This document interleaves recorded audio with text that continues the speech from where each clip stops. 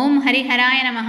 కార్తీక పురాణం 23వ అధ్యాయం 23వ రోజు పారాయణం. అగస్త్యముని పలికెను. అత్రి మునీంద్ర, పురంజయుడు యుద్ధమందు జయమొందిన తరువాత ఏమి చేసెనో నాకు తెలియజెప్పుము. అత్రి పలికెను. శత్రుబాధారహితమైన అయోధ్యా పట్టణమందు పురంజయ మహారాజు సమస్త ధనుర్ధారులలో శ్రేష్ఠుడై ఇంద్రతుల్య పరాక్రమవంతుడై సత్యవాదియు సదాశుచియు దాతయు భోక్తయు ప్రియవాదియు రూపవంతుడును అమిత కాంతియుతుడును సమస్త యజ్ఞకర్తయును బ్రాహ్మణ ప్రియుడును ధనుర్వేదమందు వేదములందు శాస్త్రములందు ప్రవీణుడును పూర్ణిమచంద్రుడు జనులకు వలె స్త్రీప్రియుడును సూర్యుడి వలె చూడశక్యముగాని వాడును శత్రువులను శిక్షించువాడును హరిభక్తి పరాయణుడును బలయుతుడును కామ క్రోధ లోభ మోహ మద మాత్సర్యములను జయించిన వాడును కార్తీక వ్రతము చేత పాపములన్నీయు నశింపజేసుకొనిన వాడై ఉండెను. ఇట్లున్న పురంజయునకు విష్ణు సేవయందు బుద్ధి జనించి హరిని ఎట్లా ఆరాధింతును, ఏ దేశమందు ఏ మాసమందు ఏ క్షేత్రమందు సుఖముగా ఆరాధింతును ఇట్లని చింతించుచున్న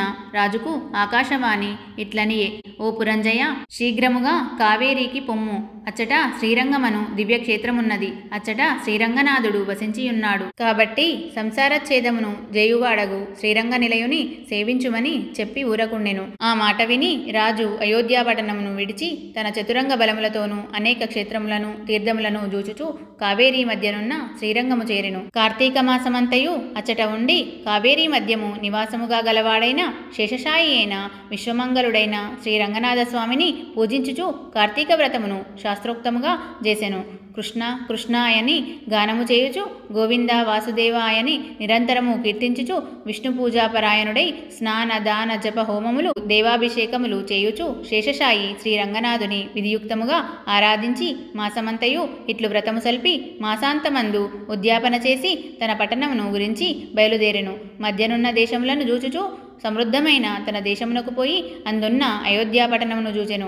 ఆ అయోధ్య అనేక రాష్ట్రములకు అలంకారమై సంతోషముతోనూ పుష్టితోనూ గూడిన జనులు గలిగినదియు దృఢముగానున్న యంత్రములు గడియలు గలిగినదియు అగడ్తలు గలిగినదియు గుర్రములతోనూ ఏనుగులతోనూ రథములతోనూ నిండియున్నదియు గృహ గోపురముల వెంట వీధులు గలిగినదియు అనేక వర్ణములు గల పతాకములు గలదియు వాయువు చేత చలింపజేయబడుచున్న పతాకములు గలదియు అనేక బటులు గలదియు అనేక దేశవాసులతో కూడినదై ఉండెను.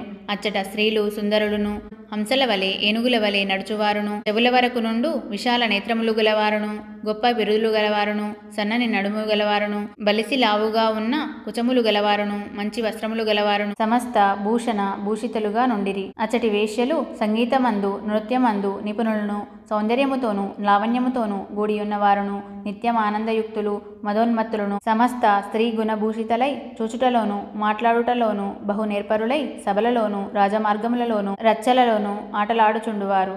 రచ్చట కులస్త్రీలు గుణవంతులై సర్వాభరణ భూషితులై పాతివ్రత్య పరాయణులై ఉండిరి. ఓ అగస్త్యమునీంద్ర, అచ్చటి మనుజులందరూ తమ తమ వర్ణాశ్రమ ధర్మములందు ఉండిరి. పురంజయుడిట్లున్న పట్టణమును చూచి సంతోషించెను. యథా రాజా తదా ప్రజ అను న్యాయమును బట్టి రాజు న్యాయవర్తనుడైన ప్రజలను న్యాయమందే ఉందురు గదా. పురజనులందరూ రాజు వచ్చుటను విని వేలవేలు గూడి ఎదుర్కొనిరి. రాజు మీద పేలాలు పుష్పములు చల్లిరి. రాజు పట్టణమును ప్రవేశించి తన ఇంటి ముందు ప్రవేశించినది మొదలు ధర్మయుక్తముగా భూమిని పరిపాలించెను. తరువాత కుమారులు మనుమలు గలవాడై అనేక భోగములను అనుభవించి చివరకు కుమారునికి రాజ్యభారమును అప్పగించి తన భార్యతో కూడా వనమునకు పోయి వానప్రస్థాశ్రమము అవలంబించి కార్తీక వ్రతమును విడువక చేయుచు హరిభక్తిని స్థిరముగా చేసి దాని చేత వైకుంఠలోకవాసి అయి సుఖముగా నుండెను. అగస్త్యమునీంద్ర, కార్తీక వ్రతము మహామహిమగలది. ఈ కార్తీక ధర్మము హరికి ప్రియకరము. కార్తీక వ్రతమును చేయువాడు పరమపదమును పొందును. అవశమై చేసినను ఉత్తమ గతి పొందును. సమస్త సౌఖ్యములను ఇచ్చునదియు కలికల్మష నాశకారియునైన కార్తీక వ్రతమును జయని మనుష్యుడు దుఃఖమును పొందును.